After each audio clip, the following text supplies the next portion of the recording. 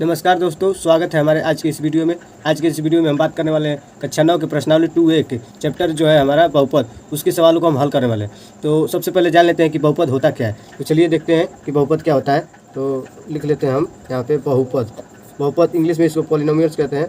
तो देख लेते हैं बहुपद यानी कि किसी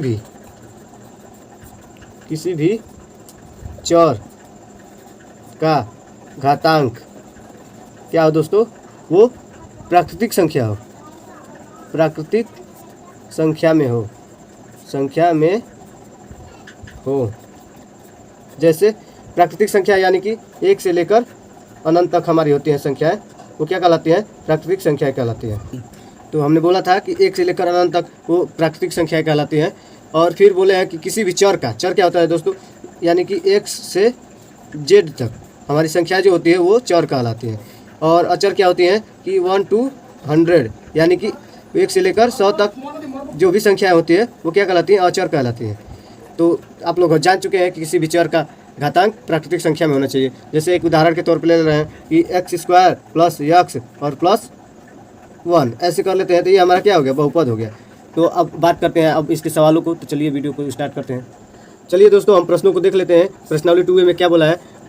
ये बहुविकल्पी प्रश्न है, तो पढ़ लेते हैं। बहुपद y का power 3 minus y plus y का पावर 2 माइनस √2 का अवरोही क्रम है, मतलब इसका अवरोही क्रम निकालना है। तो चलिए दोस्तों, इसका अवरोही क्रम हम निकाल लेते हैं। सवाल है तो क्या बोला है कि इसी बहुपद है, इसी का हम लोग क्या करना है? अवरोही क्रम। अवरोही क्रम का मतलब घटते क्रम, यानी कि हमारा पावर सबसे जो बड़ा रहेगा उसको पहले लिखेंगे और जो छोटा रहेगा उसके बाद में। तो चलिए लिख देते हैं इसका अवरोही क्रम।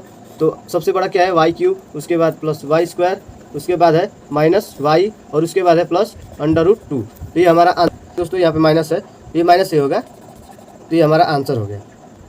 तो चलिए दोस्तों देखते हैं, हमारा दूसरा क्वेश्चन ये है कि ये बहुपद हमारा इतना इतना है का अवरोही क्रम में लिखना है। सॉरी दोस्तों, आरोही क्रम में। अवरोही क्रम में तो पहला वाला था, तो ये आरोही क्रम है, यानी कि क्या है दोस्तों? ये हमारा बढ़ते क्रम है, यानी कि सबसे छोटे के बाद उसके बाद लिखते जाएंगे। तो सबसे छोटा हमारा क्या है? देखिए हमारा इसमें सबसे छोटा क्या है? 1 है। तो सबसे पहले लिख लेते हैं कि 1, क्योंकि इसका पावर 1 है तो सबसे छोटा इसका पावर हो गया। प्लस इसके बाद क्या है दोस्तों? 3x है, क्योंकि यहाँ 3x का पावर कितना है? 3, और x का पावर कितना है? 1 है। प्लस उसके बाद कौन सा है? 2x का पावर 2, ये हो गया। उसके बाद कौन सा है? x³ प्लस उसके बाद 7x का पावर 4 और प्लस x का पावर 5। यही हमारा हो गया किसके क्रम में? आरोही क्रम में। यह आंसर हो गया, मिला लीजिएगा ऑप्शन में। चलिए दोस्तों, तीसरा प्रश्न देख लेते हैं क्या बोल रहा है। निम्नलिखित में बहुपद नहीं है, यानी कि इन सब में से कौन सा बहुपद नहीं है। तो हमने बताया था कि बहुपद का पावर क्या होना चाहिए? बहुपद का पावर प्राकृतिक संख्या में। तो देखिए दोस्तों, हमारा बहुपद यही नहीं है, क्योंकि इसमें क्या है? पावर √2 में है, यानी कि इसका x पावर 1/2 है, यानी कि ये परिमेय संख्या में आ जाएगा, तो इसलिए ये बहुपद नहीं है। और अगला क्वेश्चन देख लेते हैं। निम्नलिखित फलनों में कौन कौन से बहुपद हैं? इनमें से कौन कौन से बहुपद हैं? तो सबसे पहले बात कर लेते हैं कौन बहुपद नहीं है। तो देखिए इसमें देखिए x का पावर जब ऊपर ले जाएंगे तो ये -1 हो जाएगा, तो ये हमारा बहुपद नहीं होगा, क्योंकि ये माइनस में आ गया इसका पावर।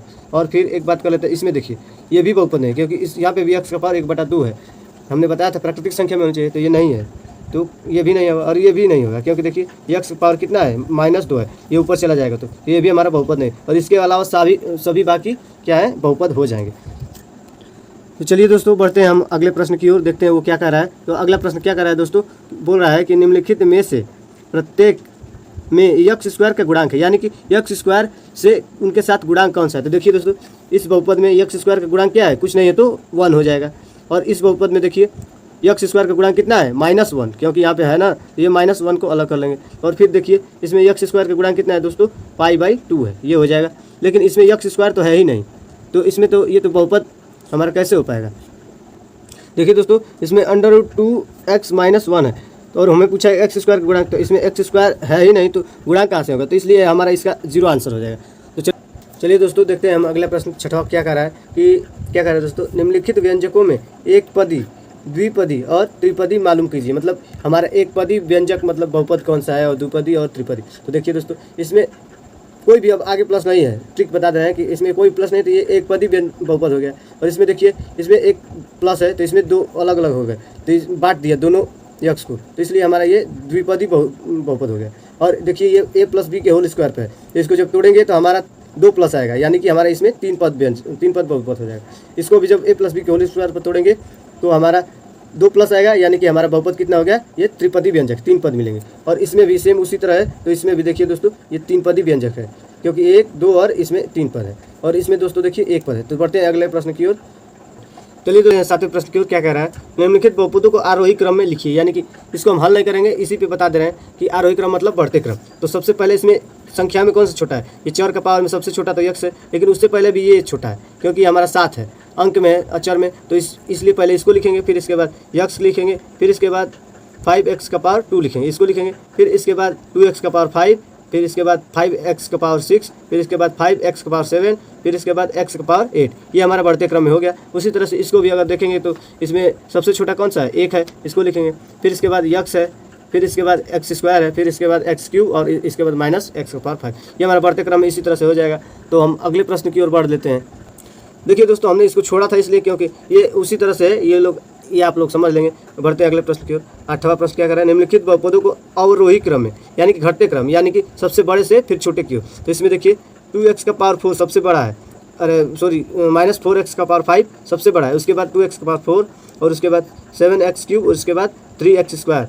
ये हमारा आंसर हो गया पहले वाले का। फिर ये क्या कह रहा है कि सबसे अवरोही क्रम यानी कि घटते क्रम, सबसे बड़ा इसमें ये है, इसके बाद ये है, इसके बाद ये है, इसके बाद इसको लिखेंगे, इसके बाद सबसे छोटा ये हो जाए, ये हमारा आंसर हो जाएगा। उसी तरह से इसमें भी सबसे बड़ा ये है, फिर इसके बाद ये है, फिर इसके बाद ये है, फिर इसके बाद ये, और बाद में 7 को लिख लेंगे, ये हमारा आंसर हो जाएगा। तो अगर वीडियो अच्छा लगा हो तो लाइक, सब्सक्राइब और शेयर जरूर करें। तो मिलते हैं नेक्स्ट वीडियो में, तब तक के लिए धन्यवाद।